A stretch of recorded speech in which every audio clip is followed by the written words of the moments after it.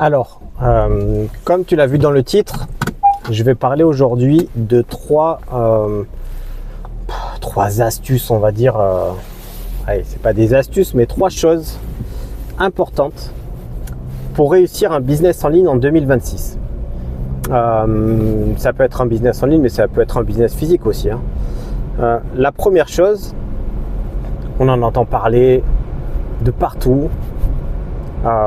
Et je pense que c'est la plus importante. Je vais y revenir un peu plus tard dans la vidéo, à la fin de la vidéo, parce que j'ai des petites pépites à vous donner à ce sujet qui vraiment aident énormément. Donc la première chose, c'est tout simplement la régularité et la persistance. C'est ce qui va faire qu'un projet va exploser. C'est vraiment le fait d'être régulier, de ne pas lâcher, de continuer toujours et de jamais abandonner, même si au début c'est difficile. La deuxième chose, c'est de choisir un business, choisir une niche qui existe déjà. Moi, le gros problème que j'ai encore, c'est que mes parents, ils ont toujours valorisé le fait d'avoir une idée, en fait, d'avoir l'idée du siècle. Oh putain, j'ai une super idée de création de je sais pas quoi, une table, un truc qui va faire qui va être une idée révolutionnaire, alors que finalement il suffit pas d'avoir une idée révolutionnaire. Enfin, en gros, pour moi, pour démarrer son premier business, il faut même pas avoir une idée révolutionnaire. Il faut avoir une idée où tu vois qu'il y a déjà du monde qui vend, qui fait du chiffre et où ça fonctionne. C'est tout simplement en fait. Il faut pas chercher une idée, il faut juste voler une idée et l'adapter. Alors quand je dis voler une idée, c'est que tu dois toujours mettre ton prisme en fait, mettre ta vision de cette idée. Tu dois pas copier mot à mot, tu dois vraiment mettre ta touche personnelle, parce que c'est ce qui va faire marcher la chose quand les gens vont voir que c'est vraiment tu personnalises cette idée.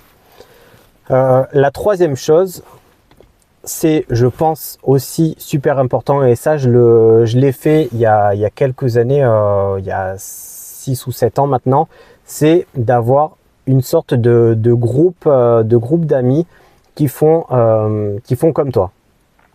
Je l'ai fait quand j'avais justement un business en ligne, c'était en Estonie avec mon ex, et on se retrouvait une fois, je sais pas si c'était une fois par semaine ou une fois tous les 15 jours, pour parler de nos business respectifs avec avec deux autres entrepreneurs.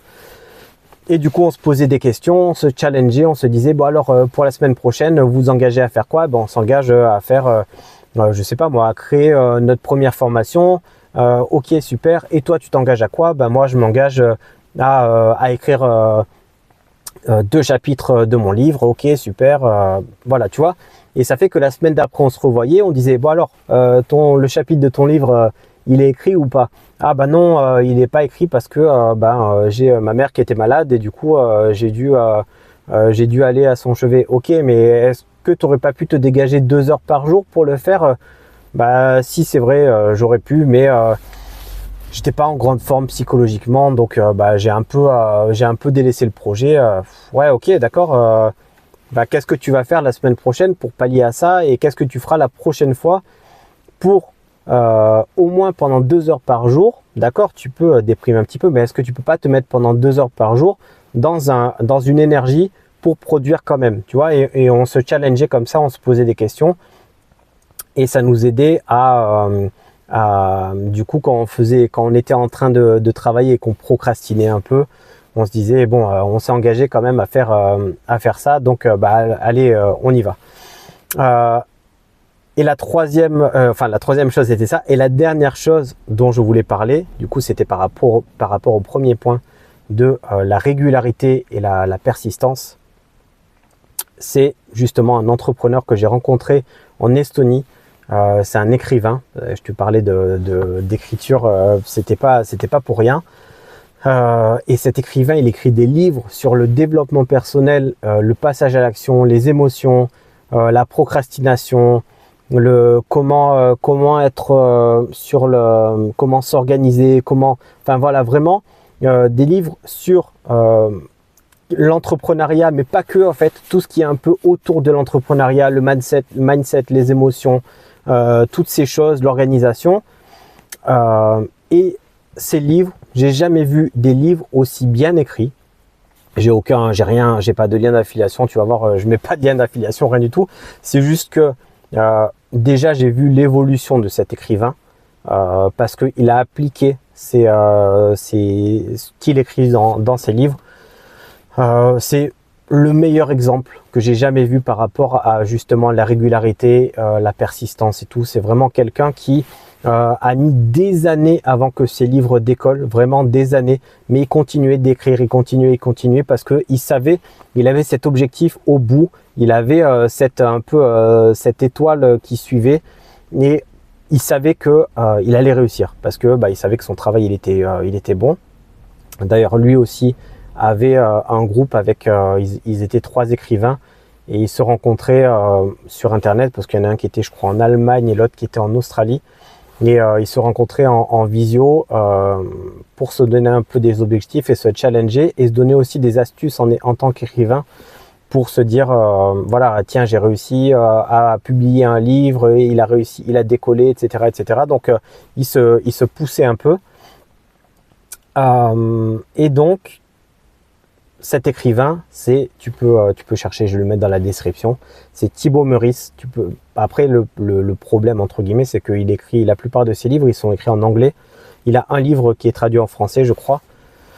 Mais vraiment, ces livres, ils sont impeccables pour passer à l'action. Parce qu'à chaque fin de chapitre, il y a des exercices à faire et vraiment des exercices précis, des exercices qui t'aident à avancer et qui t'aident à te challenger et qui t'aident tout simplement à accomplir ce que tu vas accomplir.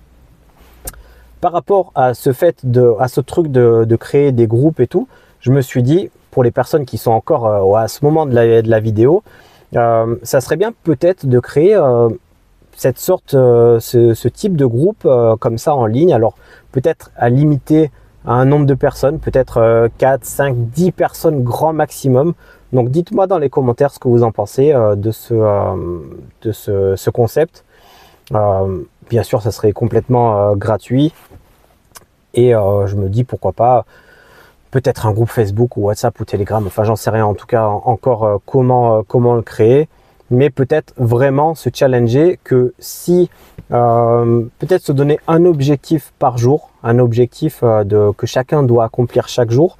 Et si la personne n'a pas accompli, je sais pas, par exemple, son objectif pendant 2-3 jours d'affilée, ben, elle saute du groupe en fait, elle est virée.